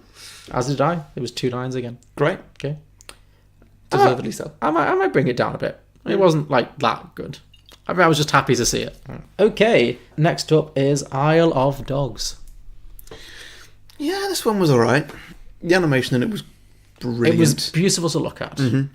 At the time, I remember watching it and just being like, this has got to win the best animation this year. Now I'm in full competition mode with this and Into the Spider-Verse. Yes. Which I'll talk more about later. But yeah, this one had an alright story. It did have a great style, actually, of being like an Asian film, but in English. And not just like it was dubbed differently or something. It just, I don't know. what was it about this that was really interesting? Well, it kind of had that, yeah, because this is a stop motion animation by Wes Anderson, who did Fantastic Mr. Fox and Life Aquatic with Steve Zissou and The Royal Tenenbaums, and it's about a bunch of dogs who are abandoned on an island, hence the name, in Japan in World War II, I think, maybe. There's an American girl who is living in Japan, and her plot is to tell all the Japanese people how they shouldn't be so cruel to dogs, and that was weird. Yeah. I remember that being weird. But yeah, it's got a lot of Japanese imagery, a lot of Asian imagery and culture in it. But also it's kind of got this weird deadpan Americanness to it. It's a weird one. I don't think I liked it very much. Do you not? I think it looked beautiful, but I seem to remember finding the film a little bit dull. And also a bit questionable, some of the decisions it made. Well, like what? Like having the American girl lecture all the Japanese people. Yeah. I don't know. I don't remember much about this. No, me neither, to be honest. I feel like it was kind of an inconsequential film. Yeah. You know, I'd be happy to rewatch it, but I wouldn't be excited about rewatching it. Yeah, same. If it was on the TV, I'd be like, oh, let's see if I've misjudged it. But yeah. I don't feel huge amounts of excitement. I remember it had a very good voice cast. Yeah, I remember that too. It had like George Clooney and Bill Murray and all that lot. Yeah, a lot of others. What did you rate it then, do you think? I feel like I maybe gave it a 7. I reckon I gave it... Yeah, maybe a 7, I think. I can tell you that you gave it a... Oh, you liked it less than me. You gave it a 6. I gave it a 7. Huh. Yeah. Okay, it wasn't far off. Yeah. Cool. Sequel? Isle of Cats. Isle of Cat. Oh, yeah, of course. Of course, that's what it would be. Yeah. I remember this being like visually quirky in a way that I enjoyed, but I also remember it being kind of just flat and dull. Yeah. Okay. A Quiet Place. Oh, okay. This one's a big one. This was good. This one I'd like to see get a Best Picture nomination. I don't think it's going to happen. Do you think? I don't think it's going to happen. I like it, but I just don't think it's got a lot of momentum. It was really good. It definitely did at the time. It did at the time, but I feel like it's been forgotten a bit. It did really well. Yeah. It had a really good sense of tension. Oh, God, I was really tense in this film. It had the best villain of any film that we've watched this year. I was going to ask if we should do some awards. Yeah. But no, the best villain was clearly that rusty nail. Yes, it was. Yeah. Okay. But for a sequel for this one, what do you think? Well, apparently they're making one because it made so much money. Sure. I guess that might be just Emily Blunt versus the... Or maybe it'll like be back in time a little bit and it'll be like when the aliens first invaded. It'll be like Fear the Walking Dead style, kind of. That feels like a bad idea. Yeah. They shouldn't do that. No. No, I think go to a town that's there, and so it's more than just a family. It's actually a community of people. Yeah, I think that's what they're going to do. And yeah, see how they're living with things. Probably getting picked off one by one. No, teenagers in a log cabin by a lake. Oh, great! A bunch of like horny teenagers. Yeah. Yep, do that. So A Quiet Place mixture of Friday the 13th, basically. Yes, and there will definitely be 2 teenagers who can't resist having very loud sex. Of course, yes, and that's going to be how they get found out, yeah? Yep. The sound of her orgasm. Yep. Will, like it. Yeah. That is absolutely what should happen. Oh, that'd be awful. I was going to say a loud place. Yeah, that works. Okay, I reckon a 9. Oh, okay. Have you watched that? Have you watched this one back? Yes, I have. Did it stand up to a second viewing? Yes. Okay. Really did. I have not, but I'll take your word for it. You gave it an 8, as did I. Okay. Cool. Next up is Deadpool 2. Let's see, Deadpool 2. That was pretty good, I think. I'm trying to remember it. I think I've only watched it the once. Yeah. I mean, it was fine. It was a pretty good sequel to the original with, I guess, a slightly bigger budget, it looked like. I'm trying to remember this movie. God, how have I not remembered this movie so well? I think that's it was quite fine. Telling. Maybe, yeah. I watched both Deadpool movies for the first time in the space of a weekend. I watched the first one because I knew we were going to watch the second one. Yeah. And I struggle to remember what happened in which movie. I think that probably why I don't remember and why you're saying that is that the second one, it's just so similar to the first one. Yeah. It doesn't really up the stakes No. like a sequel should. Mm-hmm. And so, yeah, when it's just the same, it does just kind of roll into one. So, yeah, there's elements that I'm remembering from this. I don't know. The film was just fine. Yeah. I remember not liking the fact that they gave Deadpool a dead wife. The film made some bold choices very quickly. Yeah. Because, like, in the first film, she was great, and then the second one, just like, oh, she's dead. Yeah. Straight away, she's dead. It was like, I don't need to see a sad Deadpool. No. And it's not the point. And just keep it comedic. Yeah, and then at the end, the whole time travel thing to undo literally everything, it did feel like a bit much, even for Deadpool. Yeah. To just suddenly be like, oh yeah... None of this matters. None of this matters. This was entirely inconsequential. Yeah. Because in the first Deadpool, it mattered. Yeah. Everything mattered, even if it was all tongue-in-cheek and, jumping around through the fourth wall and stuff. Yeah, this one, it did take it a little bit far in that sense, but then, like I say, also didn't up the stakes. Yeah. Yeah, I feel like it lent too much... Well, I think it was a good idea to lean into the comedy, but it also kind of lent into the drama in a way that I didn't need. I don't know. And the comedy in this didn't all land. For example, there's a bit at the end where he's dying, and at the start of the film, he says he's going to die because that's what Wolverine did in his movie. Yeah. Which I did really enjoy the jokes of. Yeah, but then there's that death scene he has at the end, which is just super long and drawn out, and I get that that's the joke. It still wasn't fun to watch. But then it's still just super long and drawn out. Yeah. It's like, this is... Why am I watching this? Yeah. Draw it out a little bit, maybe. Mm-hmm. Repeat that music loop once, but not 5 times. Yeah. And, I think the film took itself... No, it didn't take itself too seriously. It believed in itself too much. Yeah. I feel like they're going to make another 4 or 5 of these, and they're all going to be the same. It depends on what happens with studios. Mm-hmm. Sure, yeah. But I think the first film did so well because they weren't that confident in themselves. Mm-hmm. And so they gave it a small budget. Not that this thing suffered from having too big a budget. Mm-hmm. Because it didn't really do anything massively ambitious. Mm-hmm. But yeah, the first film, the filmmakers were limited and they worked with that.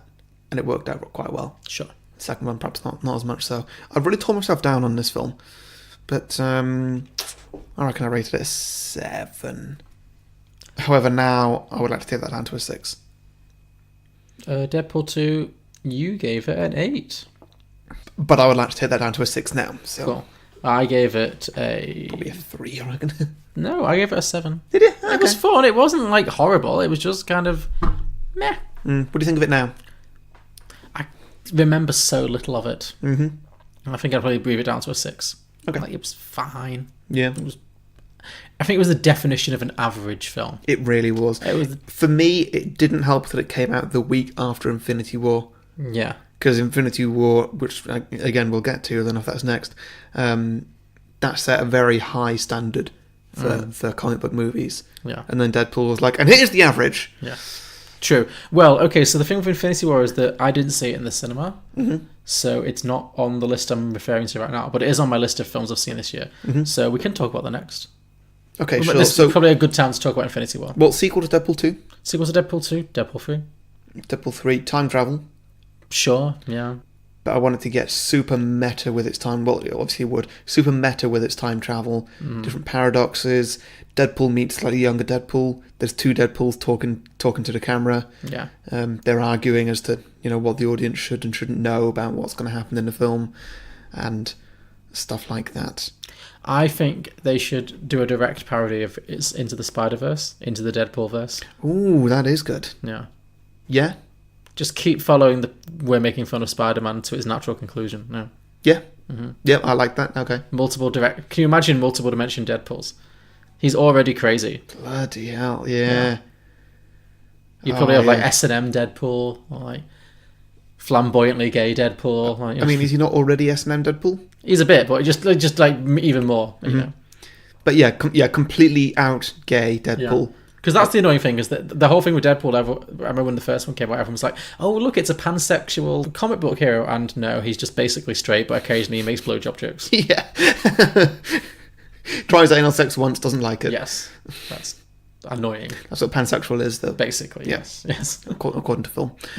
Yes. Yeah, Into the Deadpool-verse. Perfect. Just call it Into the Deadpool-verse as well. They Yeah. probably would. Love Deadpool. Yeah. Ooh, okay, yeah. Okay, there. I struggle to think of a sequel for Love, Simon. Cross it over with Deadpool. He discovers that he's Deadpool in his universe. Sure. Yeah. Sure. Okay. Yeah. Okay, Infinity War then. So Yes, let's go to Infinity War. So this one, I know I rated a 10. You said that this was a perfect film. Yes, I did. I pretty much stand by that Okay. because it did so phenomenally well when it could have so easily been in train wreck with almost any other director. Sure. Or pair of directors. I mean, it was very loyal to every character it had in this, every film that they've had, you know, Thor, Doctor Strange, Iron Man, Captain America. It was a Spider-Man even. It was a loyal sequel to all of those film franchises. Sure. And somehow still managed to put it together in a film that made sense. Mm-hmm. The fact that it managed to do all that, and also somehow, for me, become an instant classic that I find very quotable, very fun to rewatch. I've rewatched this a lot of times. I bet you did. Yeah. Big nerd. Have and do. So what do you think of this? And what would you pitch for a sequel to it? I enjoyed this. Mm-hmm. It was okay. Mm-hmm.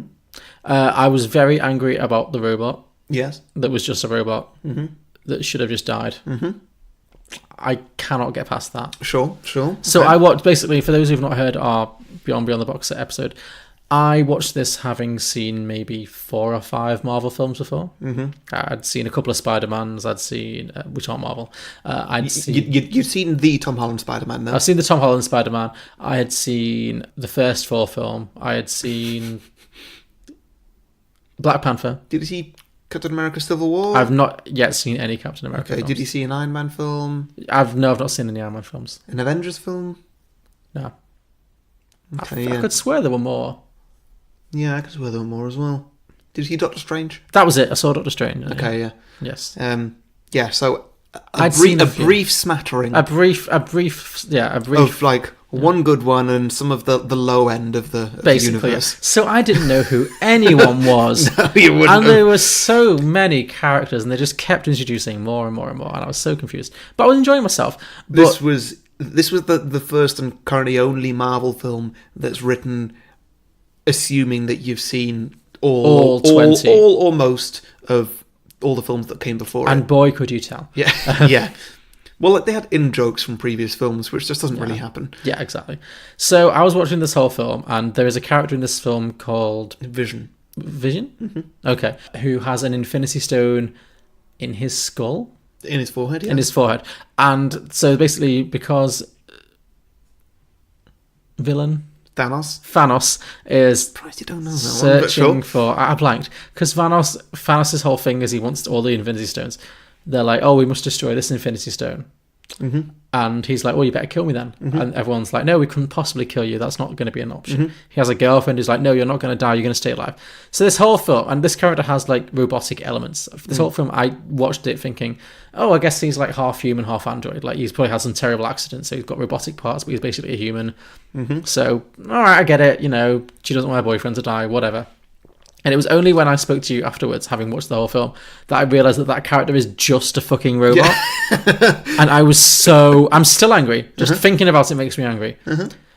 Literally half of civilization died because they wouldn't switch the off switch on a robot. Yeah, pretty much, yeah. Okay, so your sequel? Kill the robot? That's not a sequel.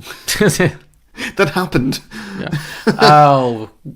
Well, there's going to be a sequel next. Is it coming out next year? Yeah. Yeah, they have the trailer, haven't they? Yeah. Thanos realizes he's made a huge mistake. Care to expand on that? No. Okay, I'll expand on it for you. Thanos realizes that it was actually a mistake to do that because by wiping out half of all life, you actually wiped out all of all plant and animal life as well, which means halving all the resources along with halving all the life. Yeah, that was another question I had, yes. what about germs and organisms? And so it doesn't actually help anything. Sure. It just sends the universe into disarray and the problem still stands. Yeah. So he does what he can to try and rebirth all of life. And I don't know, the glove can't do it unless he gets Doctor Strange to cast a magical spell on it or something, so he has to win back the loyalty of the Avengers. Sure. What do you think you gave it out of 10? 10. You gave it 10, yes. I gave it a 9. I'd give it 11 if I could. Well, you can't. Sorry, I don't make the... Well, I do make the rules. Yeah, cool. Well, I'm glad you gave it a 9. I was expecting to give it an 8, but 9's good. I enjoyed it. I had a good time with Infinity War. Mm-hmm. Next up is... Solo, a Star Wars story. This one's not a 10. Decidedly not. No, this one was universally disappointing, I believe. That should have been the title. Shouldn't it? I saw there was a pun there as I said that. I was like, there's something. It wasn't great, was it? No, it was not. It was a bad time for the gang at Lucasfilm, and I mean, they've talked about it, and there's no more Star Wars films from now on, pretty much. No. Yeah, this killed the franchise. Yeah, it felt very much like here's the Star Wars prequels again. Yeah, I didn't hate it. I just found it very bland. Nobody needed a Han Solo film that explained where his name came from. No. I don't know whose decision it was to leave that in there. Yeah, that should have absolutely been on the cutting room floor. It's a massive red flag, surely. Yeah. What do you rate Solo out of 10? 6. Yeah, I'll join you on that. 6. I think that might be what we gave it. Let me look. Oh no, we gave it a 7. Did we? I would downgrade it to a 6. Definitely, yeah. That was too generous. It was definitely too generous. Okay, next up is Jurassic World Fallen Kingdom. Fuck that film. Wow, okay.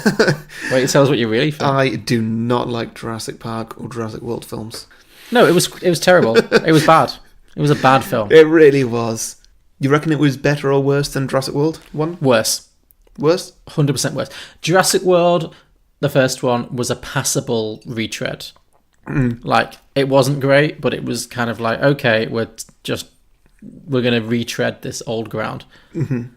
This one was just, what the fuck do they even think this was? It was so... I didn't think it was that bad. It was in comparison to the first one. I thought it was a complete train wreck. Well, I hated this. I came out angry. Will you watch the next one? Yeah, I probably will. Yeah, me too. It's so annoying. Well, I mean, I only will because I imagine that we'll be doing it for this. I know. Also, I know. No, I was going to say. I was going to say that I like to complete things, like complete a trilogy, but I never watched The Hobbit 3. Really? No. That surprises me. Well, I watched the first two, and then thought, I really, really pushed my way through both of these. Sure. I don't know why I watched the second one. I hated the first one, every minute of it, and it was so boring. And then the third one came out, and I was like, I'm not here for this. I'm just not. I'll save it for at one point when me and Ross inevitably do a marathon of all 3 Hobbits and all 3 Lord of the Rings, and I do not want to have to sit through this film twice in my life. Okay. So you've yet to see the third Hobbit film? Yeah. That genuinely surprises me. Was it the better of the 3? No, it was shit, but I'm just surprised you haven't seen it. Yeah. Okay, wow. So yeah, Jurassic World 3, what would you imagine that's going to be? Well, at the end of Jurassic World 2, all the dinosaurs get released into the world. Mm-hmm. So maybe this film is a legal drama about the little girl from 2 being basically sent to prison for life for all the people she's basically inadvertently killed by letting those dinosaurs roam free. I would like to watch that actually, so to see what the world would be like where it has to actually jail a 10-year-old girl. Yeah. A sweet-looking 10-year-old girl for life. Or because that's a dark world. That's good. Or Jurassic World 3, just a film that actually stars Jeff Goldblum. Because I'm still angry. Yeah? I am still very angry about the Jeff Goldblum situation. Well, I mean, he was busy doing Thor Ragnarok, which you would love. So you say... I mean, seriously, you really would. His performance in that is one of his best, and he is so weird. It's great. Okay. No, I would like to see that film. I just need to get around to it. Yeah. I'm a busy man. Well, you liked Hunt for the Wilder People. It's... I mean, obviously it's a very different film, but it's very, very clearly the same director. Oh, is it Taika? Okay. Taika Waititi. Taika, okay. Okay, sure. Okay, Jurassic World out of 10. I feel like I probably gave it a 4 or 5. Yeah, I'm going to go with a 4. Okay. It was 4-4? 4-4. 2 4s, yeah. Okay, I think that's generous, but yeah. Yeah. I think I'd stick with them. Maybe bring it down to a 3, but it's basically where we're at. Yeah. Cool. What's next? Next up is Hereditary. Oh, great. Okay. I like this one. This film This really was something. This was bananas. Bananas. I'm at some point we're going to do this on the main show, and I'm looking forward to it. Agreed. This film was so much. It was so much, and it was exactly what I wanted it to be. It was, I loved this. Did the trailers make it look like it was going to be what it was? I don't really remember, because obviously we know that Toni Collette was going to be in it, but no. Did it look like it was going to be a crazy piece of horror shit? Or? I think the trailers made it look mad, but I don't know if the trailers made it let us know just how mad it was going to be. I mean, how could it? Yeah. Well, actually, yeah. I mean, to spoil the film, the trailers didn't actually let you know that the little girl dies. No, and that's the plot. That was a big. That was a great twist. Well, it's not quite the twist of the movie, but it's a great moment. It's a twist from the trailer, and then I guess from there it just sort of really ramps up. Toni Collette's performance, do you think? Give her an Oscar. Yeah, give her an Oscar.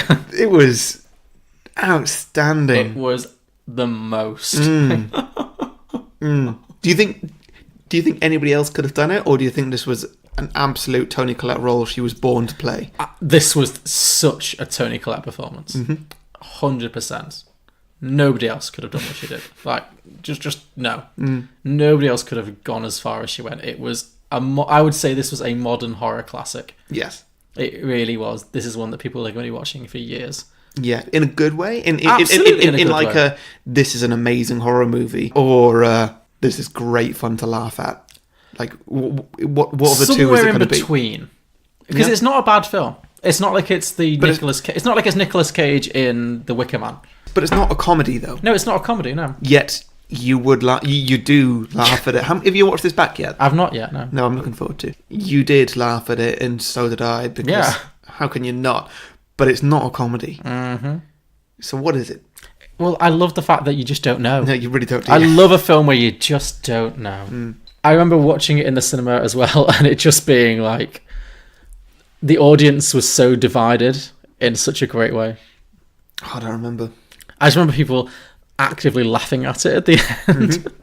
And I also remember us walking out, and people who were walking out with us being like, well, that's the last time I let you pick the film we're going to watch. Like, there were people who were not happy. There were people who were very unhappy about what they had seen. Oh, I love hearing when the audience is unhappy with a film, but they don't quite have the courage to walk out. Totally, yeah. But I think we're guilty of. Yeah, I think that's telling in this film. I think people just didn't want to walk out because as much as they think they hated it, they didn't really hate it. Like, okay, sequel? I mean, everyone dies. Spoiler alert, everyone dies. Toni Collette goes to hell. Crossover with Drag Me to Hell? Yes, there we go. Toni Collette becomes the dancing goat from Drag Me to Hell. I love it. I love this. Oh, I forgot we did Drag Me to Hell. That was a good time too, wasn't it? That was a solid choice of yours. I'm so glad I chose that. Yeah, me too. Yeah, so Toni Collette goes to hell. She becomes the devil or demon who's at work in Drag Me to Hell. Lamia or something, yeah. Yeah, sure. Maybe she becomes the crazy psychic lady. I was just about to say that exact phrase. Yeah. Writes itself, really. Yes. So Toni Collette, wearing a lot of makeup. Yes. A lot of old lady makeup, becomes that weird psycho lady. And, just haunts just random young blonde women. Yeah. So what would you rate it out of 10? 10. What do you think you did rate it out of 10? Probably an 8. An 8. I reckon I gave this a 7. However, I would like to change that to a 9. Yeah, I'm definitely upping. Whatever I gave this, I'm upping it by at least 1 point. 8 and 8. I'm definitely upping it to a 9. Yeah. Yeah. Okay. We underrated that. We did. That was fucking fabulous. Okay. Next up, Ocean's 8. Yeah, Ocean's 8. Okay. This one was very disappointing. I'd not seen any Ocean's film beforehand. No. So I didn't. I thought I knew what I was getting into, and this was a bit of a disappointment. It was less than I was hoping for. A lot less. Mm-hmm. I love a good heist film. Yeah. Can't think of many examples right now. Well, there's another one coming up. Was Solo a heist film? I don't think so. I wouldn't define it as specifically a heist film. Has there been a Star Wars heist film? Yes, Rogue One. That's what I'm Rogue One was more of a heist film, yeah. And that was great. Yeah. That's what I like in a heist film. No, I like a heist film too. Tension. Yes. That's always great. Mm-hmm. And Ocean's 8... Clearly defined stakes and tension. Ocean's 8 didn't even try and have tension. No. Which was by far its downfall. I agree. I remember finding this film really frustrating because it was very much a case of they would do something and then they would explain afterwards how they did it, and that's not a good way to make a heist film. No, what you do is you tell people what you're going to do, and then something goes wrong. You do it, something goes wrong, and you do something else, and then afterwards, if you want, you say what happened. But yeah, it was a big shame that there was just no tension in this, and nothing went wrong at any point, because that's what a heist film needs to actually make it exciting, and none of this was exciting. No. So what's your sequel to Ocean's 8? Oh man, stakes, a storyline. I don't know. Danny Ocean is alive. What? I know. But how? I don't know. And actually, no, I don't care about that. My sequel idea is a midquel. It takes place in between Ocean's 8 and the Ocean's 11, 12, 13 franchise, while Sandra Bullock is in prison. Yeah. And it's basically Orange is the New Black with Sandra Bullock. Ah, okay. Yeah. Who else have we got then? Are there any other... You could have anyone. Are there any other existing characters from the Ocean's 8 film that are in there? Probably not. Maybe Cate Blanchett could be visiting her all the time because they seem like they were lesbian lovers. She could be her Alex to her Piper. Pretty much, yeah. Yeah, that'd be fun. Yeah. Yeah. What do you think you gave it? 6. Yeah, I probably five. Gave it 5. Yeah, I think probably a 5 or a 6. I can tell you that Ocean's 8 got a 5 and a 6. You gave it a 6. I gave it a 5. Oh, really? Yeah. Yeah. Sure. I'd stand by that. Yeah, I'll take that down to a 5. Yeah, definitely. Okay, next up, Leave No Trace. Oh yeah, this was a surprise for me. I think. Oof, I reckon this one has actually changed quite a lot in my opinion. You weren't keen on this at the time. But now thinking about it, yeah, it's all right. I did just recently rewatch Hunt for the Wilder People, so that's fresh in my mind. And there's some very significant similarities between these two films. Oh, for sure. I don't know. I got annoyed by the girl. Oh, I thought she was so good. Yeah, I remember you thinking that. I really, really loved this. I know you were. I really didn't like how she had one emotion that she could do, that she could act. That wasn't very fun. What was the film about? So this is one of the less seen films we've seen this year. It stars Ben, not Mendelsohn. Nope. What's his name? Ben Foster. Ben Foster from Hell or High Water. So he's a single dad. He's got a daughter who's probably about 15. Yeah, sure. And he's an ex-soldier. He's very traumatized and troubled. And he's basically living off the grid. Very similar to Captain Fantastic from last year. Yeah. So they're living in the wilderness of America, basically. And that's the only life she's ever known. But they are living on government property, so at a certain point they get arrested because they get discovered, and they're forced to live in a house. In a house. They're forced to reintegrate into a council house. Yeah, they're forced to reintegrate into society, basically. And it's all about how she actually benefits from that. She actually makes some, because she's just lived with her dad for her entire life. They've been a complete duo. And it's about how she actually starts to connect with people. She meets people, but he can't. He's so traumatized from his days in the army, we assume, that he's constantly trying to run away, and he's just really a very damaged person. Yeah. And the film ends with him running off into the wilderness to live on his own, but she decides to stay behind. I really loved this. I thought it was so quiet but really beautiful. I just remember that end scene. It really, sometimes there's certain scenes from films that stick with me.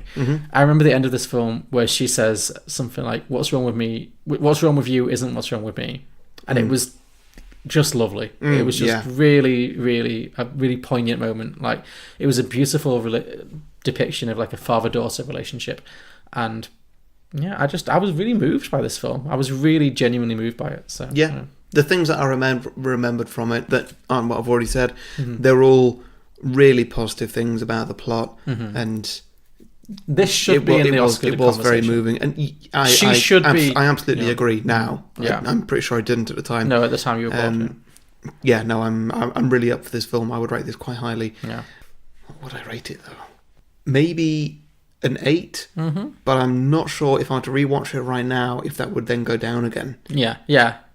But like having watched it once, like I don't know, 6 months ago, whatever it was, yeah, I'm going to say an 8. Okay. But I know that I would have rated it more like a 6 or something. Yeah, I think you gave it a 6. Let me try that. Yeah, I gave it an 8. You gave it a 6. So. Okay, yeah.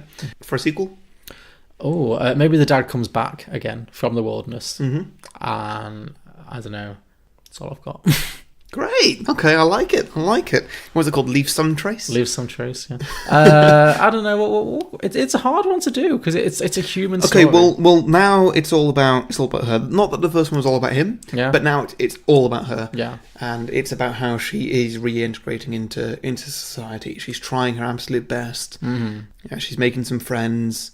Maybe she's thinking about a relationship. There's a few little hints of that happening. Oh, trying to get a job when she has no experience of anything, of your normal job, and she's trying to get whatever job that the I don't know if there's like a job seekers thing in America, but the equivalent of, and so they're all trying to get like sales jobs and office jobs and stuff like that. Nothing is working out very well. Everything in life is going absolute shit until she realises that she could become like a park ranger or something like that. Okay. Something extremely appropriate for her experience. Yeah, something outdoorsy. Yeah. Yeah. And then finds that, and then things start going well, and I don't know, she's a park ranger, her dad just lives in the park, Sure. and they build their relationship back. That's nice. I was thinking maybe she meets the oldest son from Captain Fantastic. That works So really she well. meets a guy who's Yeah. also been raised by a crazy, freeganism kind of guy. Yeah. Yeah, I like it. Yeah. And I so, want to rewatch this one. and so then they're running this park or this nature reserve where people can go and live and just live off the land. Mm-hmm. Some people like it. Some people are completely against it. They have to fight for what they believe in. Yeah. That's the film. Yeah. This is one I definitely want to watch again. Mm. I'm excited to watch that one again. Well, not excited, but I'm not sure because interested. I like the idea of liking this film, and I feel like if I watch this film again, I might not like You it might anymore. you might remember how much it was actually quite boring for you. Yeah, yeah. That's fair. Okay. Yeah. Cool.